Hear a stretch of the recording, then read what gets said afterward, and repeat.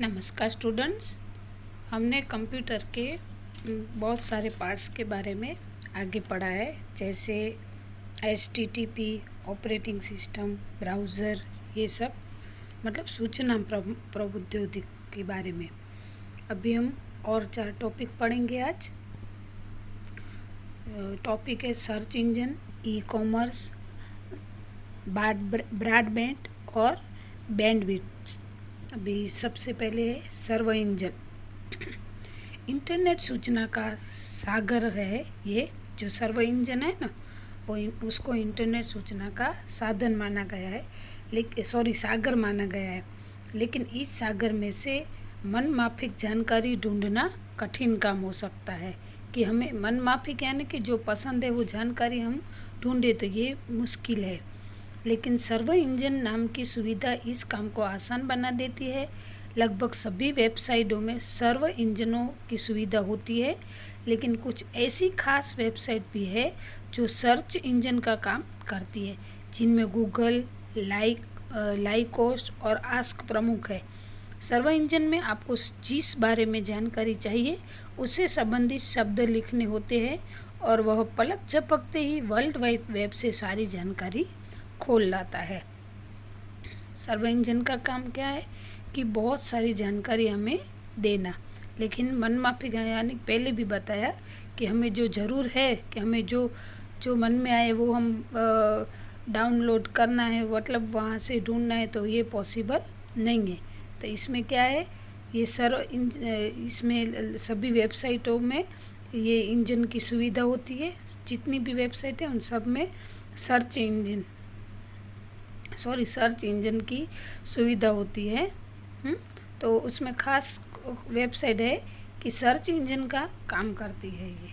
ये वेबसाइट है ना, वो सर्च इंजन का काम करती है, जिनमें गूगल, लाइकोस और आस्क प्रमुख है। प्रमुख यानी कि मेन है। ये सर्च इंजन में आपको जिस बारे में जानकारी चाहिए उससे संबंधित शब्द लिखने होते हैं। मतलब हमें जो जानकारी चाहिए ना उसके बारे में हम अगर शब्द लिखते हैं तो वो सर्च, जैसे हम गूगल में और सर्च करते हैं ना, तो वो सर्च करने होते हैं। तो पलक झपकते ही वर्ल्ड वाइड वेब से सारी जानकारी हमें प्राप्त हो जाती है। अभी इसके बाद है ई कॉमर्स। इसका मतलब है कि इलेक्ट्रॉनिक कॉमर्स यानी कि वाणिज्य इंटरनेट की मदद से कंप्यूटर के सामने बैठे बैठे ही कारोबार करना संभव हो गया है। इसका मतलब ई कॉमर्स का मतलब क्या है कि इलेक्ट्रॉनिक कॉमर्स इंटरनेट की मदद से कंप्यूटर के सामने बैठे बैठे ही कारोबार करना संभव। मतलब आज हम देखते हैं कि बहुत सारे बिजनेस ऐसे हैं जो सिर्फ कंप्यूटर के ऊपर ही चल रहे हैं। तो ये ई कॉमर्स भी ऐसा ही है।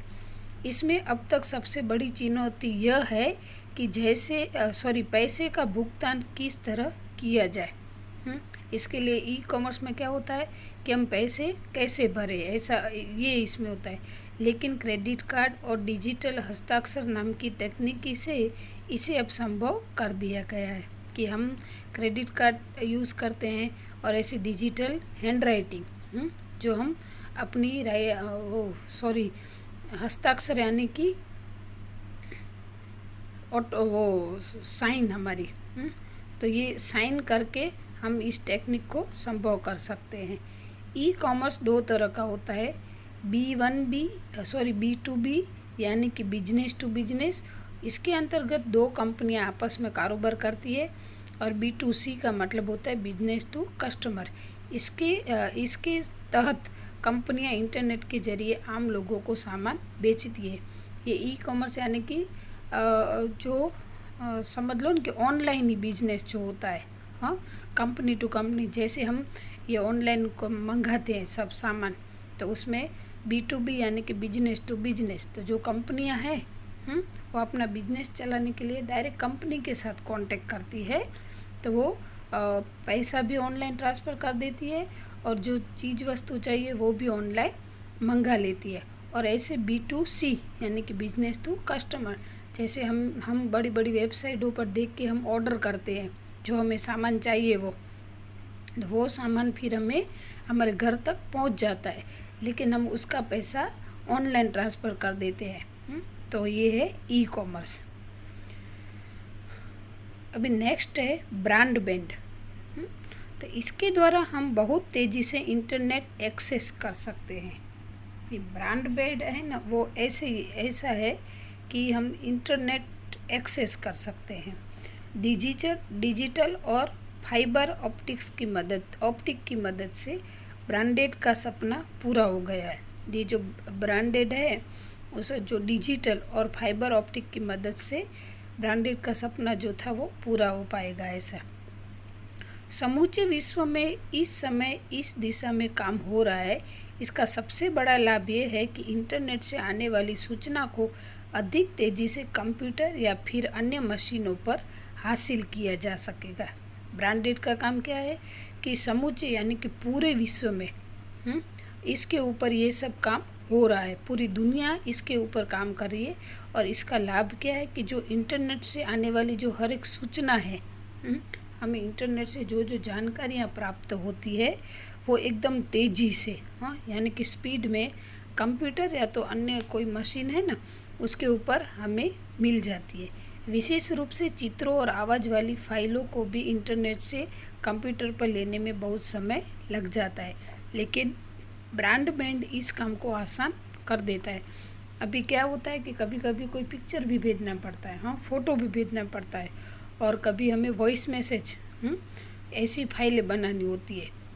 अगर आपस में डायरेक्ट ऑनलाइन बिजनेस होता है तो इसमें ये सब पॉसिबल है।